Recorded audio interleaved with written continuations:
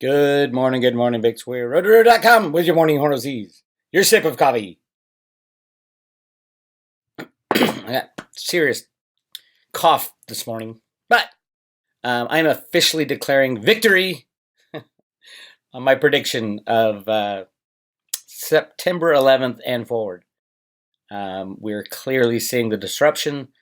Like I said, you're not going to know when you're in the middle of it until you look back and say, oh my God, that's when it all started. Voila, case closed, done. I can walk away with that. Anybody who says, you didn't know what you're talking about, bullshit, you missed that date. I didn't.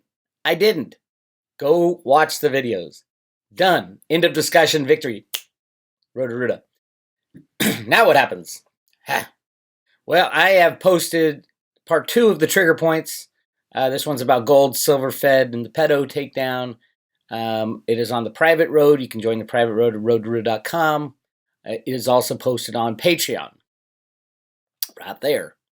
Go check it out. It is time to get involved with the Road to Roota, I'm telling you. So trigger points, talk about other dates and various things going forward. But what I would really like to talk about is, let's talk about the repo. Apparently it didn't work. Wait, who could have guessed that? Now they need 80 trillion. Well, it was oversubscribed. 80 billion. It was oversubscribed by 5 billion. The Fed is in meetings today. It is chaos behind the scenes. I told you, chaos behind the scenes. So much going on right now. So much going on. War likely this weekend. It is getting ugly. And in the trigger points, I talk about dates and things like that. Very important dates, especially in oil contracts, silver, gold. Yes, all still manipulated, 100%. 100%. The battle hasn't been seen yet. It's when the computers start fighting each other that it gets really good. And that's coming up. Let's just run down zero hedge real quick because you can tell the world is falling apart. Although you can't tell by the stock market or the gold price or anything like that because it's rigged. It's the computer programs that Alan Greenspan wrote in the 1960s and 70s. Still in use today. Steve Mnuchin was the head of IT for Goldman Sachs. He's a bad guy, by the way. He'll be taken out when the pedos go. Mark my words. All right. Mish Blast, New York Times on Kavanaugh. I can't believe they're still going after Kavanaugh. These people belong in jail. I mean, how much bullshit can we take as a public? Allowing a Supreme Court judge to be screwed with this. Just take these people out. This is a blatant smear, blatant. The New York Times needs to be shut down on this one. I hope the full force of the law goes after him. Kavanaugh doesn't deserve this shit. Blasey Ford belongs in jail, absolutely, and her lawyers. Absolutely. She lied. She's like Blythe Masters. She lied. No, I don't hate women. I hate Jamie Dimon more than I hate Blythe Masters. But the criminals need to go to jail. It's enough. Enough is enough. So hopefully the DOJ will go after the New York Times. And hopefully Kavanaugh goes after the New York Times for a multi-billion-dollar lawsuit. They want to print whatever they want. They're going to suffer the consequences.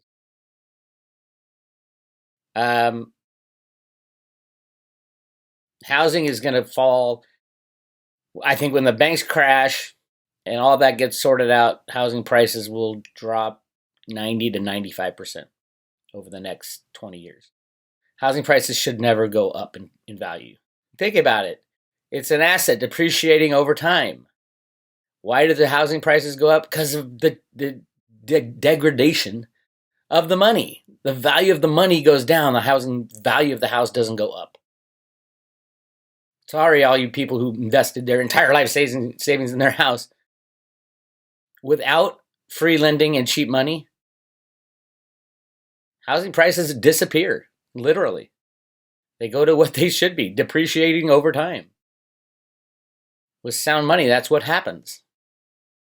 And just think, if no one could get a loan out, what's your house really worth? And the fractional monetary system is going away. It's going the way of the dodo. So just keep an eye on that. And if you're great time to second out on your house and buy something real. That is not financial advice. Do not take my advice on that one. It's too big of a thing. I know. The world will say Bix was crazy. Bix is crazy. He doesn't know what he's talking about. Of course, housing prices always go up. Why do they go up? Because the value of the dollar goes down. When the dollar implodes, what happens to housing? Gone.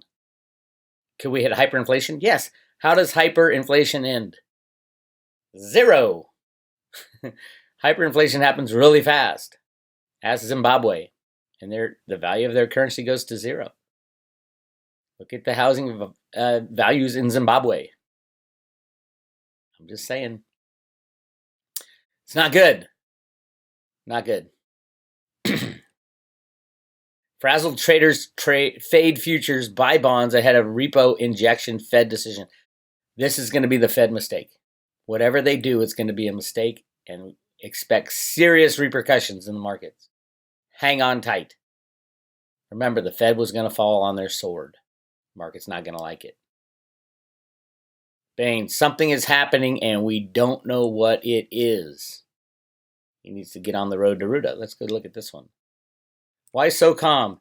Even as the Fed meeting pondered raising rates by a smidge, it had to intervene to pump money into the short-term U.S. financial system for the first time since the 2008 crisis. That's a clear sign of financial dislocation, but markets seem utterly unconcerned. No, markets are utterly rigged and controlled. The wires all quote issues such as tax payments and imbalance between new funding and low redemptions to explain the sudden lack of cash, but none of my money market chums are convinced. They fear something else. A noceum is underway. The last crisis started in the money markets. Where have we heard that before? Where have we heard that before? Add to that the ongoing WTF happened, questions about Saudi bombings, and there seems to be a curious sense of false calm in the markets.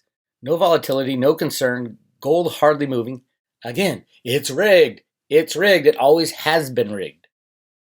I can't help but think of ducks serenely floating upstream while their legs are furiously paddling below the surface. Something is happening and we don't know what it is. Since I don't know either, today is the day to take a pop at the Green Puritan movement. There's a great comment from Bill Gates in the FT. Fossil fuel divestment has zero climate impact, says Bill Gates. Worth a read and maybe get yourself thinking about what damage Green Group think nonsense is doing. It's distorting the global economy, voiding perfectly sane investment strategies. As the regular readers will know, I absolutely believe climate change is the big threat, but I'm more and more convinced that much of the green investment bandwagon is utter bollocks. Sounds like an English writer. But here's the big one. Softbank. I talked about Softbank yesterday. Back on planet reality, I'm struggling to find the time to do more in-depth digging into Softbank. But I'm more and more convinced we're looking at a massive negative feedback loop. I won't say it's headed into a death spiral, for that might get me wrist slapped, so I'll let you draw your own conclusions. What we do know is SoftBank's strategy of investing in disrupting technology to bring them to IPO is cracking. The plan looked brilliant.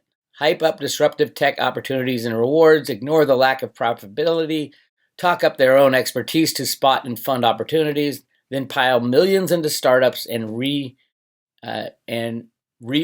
billions from the ones that could quickly bring to market. It worked as long as the hype preceded reality. Reality caught up as it became clear disruptive technologies are only unicorns if they work, are uniquely monopolistic and catch money. The ride-hailing market is awash with competitors. Streaming is something everybody wants a piece of. The critical point is SoftBank valued WeWork at nearly $50 billion 1 week ago. Or think about it this way. SoftBank pumped $100 billion into tech startups, created its own market in its own holdings. What are they really worth? Uber was a wake-up moment. The embarrassment of the WeWork failed IPO demonstrates how far off kilter they now are. As a strategy, tech disruptive hype has had its time. Sure, there are more unicorns that will likely become multi-billion-dollar businesses to be snapped up, but how many has SoftBank got on their books? How much less hyped can prices be? How much less when you strip out SoftBank and other tech funds making their own prices in their own investments? SoftBank's investors sound unhappy. Backers of Vision Fund 2 are pulling out.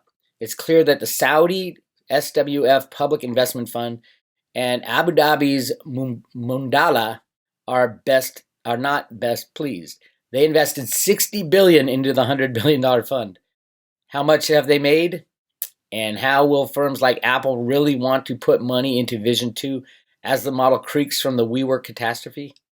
Next couple of weeks are going to be very interesting. I'll stick to my earlier thesis, which would be IPO to break the tech craze. Now I think it could bring down all of SoftBank. Again, bang, bang, bang, bang, bang. SoftBank. Crazy, crazy money doing crazy, crazy things. It all stems from cheap money, negative interest rate money. You got to put money somewhere. Retirement funds are required by law to buy bonds. A certain amount of investment grade bonds paying zero interest, or negative interest. How in the world are they going to pay for their employees? Pension. It's over, my friends. Insane. So where does that leave us? Up shit creek, obviously. Right here. We are coming into war, my friends. I'm not happy about it, but I don't know if it's the good guys or bad guys planning it. It will destroy the derivative market. One ship pops off, one missile lobbed into Iran by the U.S. or Saudi Arabia.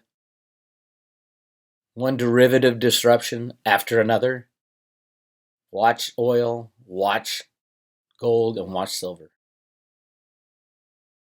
And watch everybody try to take their money out and the Fed open all the doors. It's not enough. They're going to need quadrillions when the derivative bubble goes off. That was always the plan. Saudi Arabia says it has material evidence tying Iran to the Aramco attack. 10:30 conference call. Again, go to the Road to Roota trigger points. I talk about this. One of the trigger points in oil. And if you are so inclined, now's a great time to join the Road to Roota because I am going to end giving out the silver Roota coins when it goes over $25. The price of silver goes over $25. Roota coins are going into my vault. So yeah, now's the time to, if you're going to renew, now's the time to renew. Also, I am giving away 100 Theta and 500 Theta fuel. Yes, it's possible to get Theta. Yes, it's really hard to get Theta, especially in quantity. If you're not crypto savvy and you have no cryptos especially, join the Road to Roota 1-year membership, $2.99. You get everything on the Patreon. You get everything on the private road. Huge private road coming out on Friday for the private road members. But if you want to renew, if you want to get one of the best looking coins in the history of the world, that'll probably be worth a hell of a lot more than the $2.99. There it is, each individually stamped. That's Roota jumping up and down on the silver brick road, little cave of gold on the side there. That's a good damn coin, if you ask me. All right, that's your Horn of Z's for this morning. This is Big Swear, roadtoroota.com. Hang on tight. We're knee deep in the hoopla. I'll talk to you guys later.